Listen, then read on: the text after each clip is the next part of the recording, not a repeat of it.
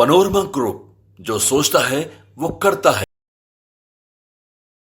पिछले 2 दिनों से चल रही कांग्रेस और राष्ट्रीय जनता दल की मुलाकात और बैठकों के बाद बात नहीं बनी।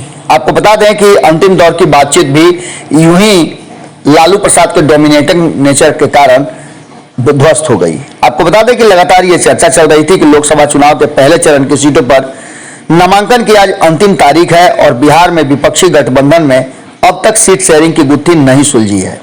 आपको बता दें कि राष्ट्रीय जनता दल ने सभी सीटों पर बिना किसी सीट शेयरिंग के अपने उम्मीदवारों को सिंबल बांट दिया और इसको लेकर के कांग्रेस लालू और तेजस्वी के खिलाफ जाने का साहस जो नहीं दिखा रही थी कांग्रेस, उसने अपना फैसला बदल दिया है।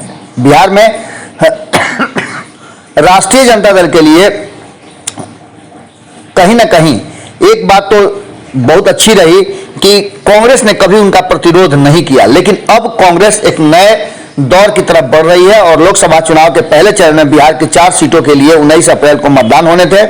नॉमिनेशन की आज अंतिम तारीख है और विपक्षी इंडिया ब्लॉक में सूबे की 40 सीटों में अभी तक गुत्थी नहीं सुलझी है। कई राउंड की बैठक के बाद भी अब तक कोई फैसला नहीं हो पाया है। लगातार ये कहा जा रहा था कि राष्ट्रीय जनता दल के डोमिनेटिंग नेचर के कारण कांग्रेस में भीतर ही भीतर धधकना शुरू हो गया था लोगों का विचार।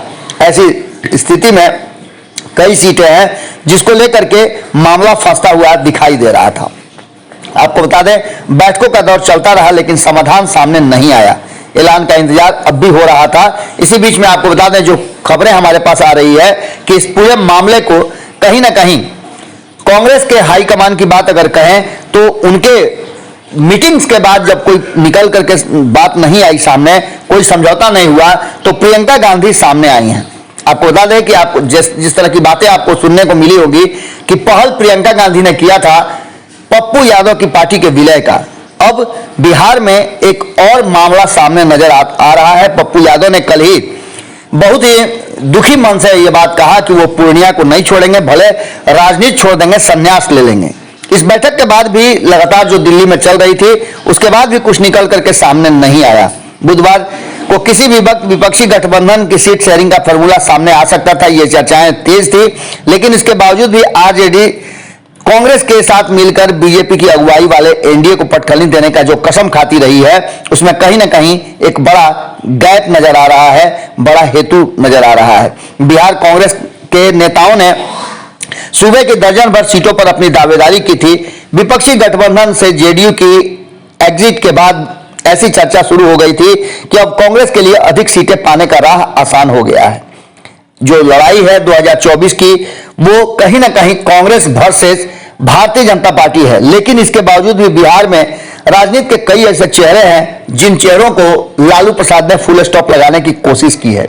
लालू तेजस्वी ने कांग्रेस के 6 सीटों का ऑफर दिया है, लेकिन इसके बावजूद आपको बता दें कि ये ऑफर अगर पहले होता तो बात अलग थी, लेकिन ये ऑफर अंतिम समय में दिया जा रहा है और बिना किसी राय मशवरा के जिस तरह से लालू प्रसाद ने सिंबल बांटना शुरू कर दिया, उसको लेकर के कांग्रेस काफी नाराज है। कांग्रेस बिहार में लंबे समय से राष्ट्रीय जनता दल के भरोसे ही टिकी रही है। आपको बता दें कि इस मीटिंग के बाद आरजेडी सूत्रों से जो जानकारी मिल रही है उसके मुताबिक 8 सीटें देने के लिए तैयार है, लेकिन इसके साथ साथ कई सीटों पे मामला फंसा हुआ है। मौजूदा गठबंधन में हालात ऐसे बने हुए हैं कि अगर कांग्रेस को उसकी डिमांड वाली लोकसभा सीट नहीं मिली तो कुछ सीटों पर फ्रेंडली फाइट की संभावनाएं बढ़ गई हैं। ऐसे में आपको बता दें, जो परिस्थिति है और जो चर्चाएं चल रही है कि 2009 जैसी परिस्थितियां पैदा होती हुई दिखाई दे रही हैं। इसका सीधा मतलब है कि कांग्रेस सभी सीटों पर अपने उम्मीदवार उतारेगी। राष्ट्रीय जनता दल और कांग्रेस गठबंधन के बीच पिछले चुनाव के आंकड़े क्या कहते हैं, इसकी चर्चा अगर करते हैं तो चर्चा जरूरी है कि बिहार में कभी जुगाड़ से अल्पमत की सरकार चलाने वाले लालू प्रसाद ने धीरे धीरे कांग्रेस के बूते सियासी पकड़ तो मजबूत की, लेकिन बाद में उसी कांग्रेस को समाप्त कर दिया। लालू यादव ने अपने एमओआई समीकरण के बूते कांग्रेस को हमेशा अपने कहा जाए तो खूंटे में बांध करके रखा। सामाजिक समीकरणों के हिसाब से देखें तो अनुसूचित जाति और सवर्ण वोटर्स भी कांग्रेस के बेस वोटर हैं। अब बाद में इन वोटरों को कांग्रेस के कारण लालू प्रसाद को वोट मिलता रहा। 1998 में जब पहली बार आरजेडी के साथ गठबंधन में आई कांग्रेस, तब से लगातार लालू प्रसाद के प्रभाव में रही है। आपको बता दें कि 1998 के लोकसभा चुनाव में कांग्रेस और आरजेडी ने पहली दफा गठबंधन किया था। तब बिहार और झारखंड मिलकर कुल 54 लोकसभा सीटें हुआ करती थी, 17 पर जीती थी। तब आरजेडी और कांग्रेस 5 सीटों पे जीतने में सफलता प्राप्त किया था। इसके बाद धीरे धीरे करके अगर देखा जाए तो लगातार जिस तरह से कांग्रेस कहीं ना कहीं लालू प्रसाद के लिए मजबूरी बन गई और लालू प्रसाद भी कांग्रेस के लिए मजबूरी बन गए, ऐसे में लालू प्रसाद ने लगातार जिस तरह से कांग्रेस को कमजोर किया या कमजोर हुई, उसको लेकर के अब स्थितियां बिल्कुल अलग बन रही थी। इसी बीच आपको बता दें कि कहा यह जा रहा है, जो जानकारी मिल रही है कि पप्पू यादव को लेकर के जिस तरह से रास्ता कसी मची हुई थी, उसको लेकर प्रियंका गांधी ने जो राहुल गांधी लगातार कांग्रेस को जीवन दान देने के लिए यात्राएं कर रहे थे और भी कई तरह की बातें सामने आ रही थी, उन सभी बातों को लेकर के जिस तरह से खबरें आ रही है कि प्रियंका गांधी ने बिहार का मामला जो है अपने हाथ में ले लिया है और यह फैसला लगभग कर चुकी है कांग्रेस प्रियंका गांधी के विचार के बाद कि वो सभी 40 सीटों पे चुनाव लड़ेगी, चाहे परिणाम जो भी हो। लेकिन कांग्रेस अब राष्ट्रीय जनता दल के बंधन से मुक्त होगी, क्योंकि जब फैसला कांग्रेस नहीं ले सकती बिहार में, तो ऐसी स्थिति में संगठन का कोई भी महत्व नहीं है और न ही किसी भी फैसले में लालू प्रसाद कांग्रेस को तरजीह दे रहे हैं।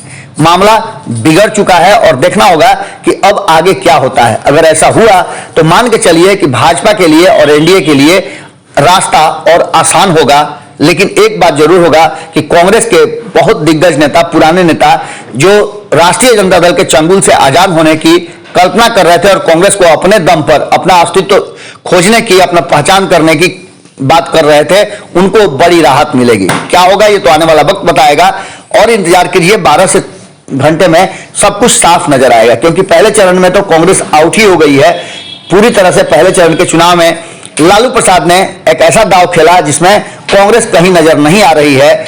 अगले 6 चरणों में क्या स्थिति रहती है, देखना दिलचस्प होगा। पनोरमा ग्रुप, जो सोचता है वो करता है।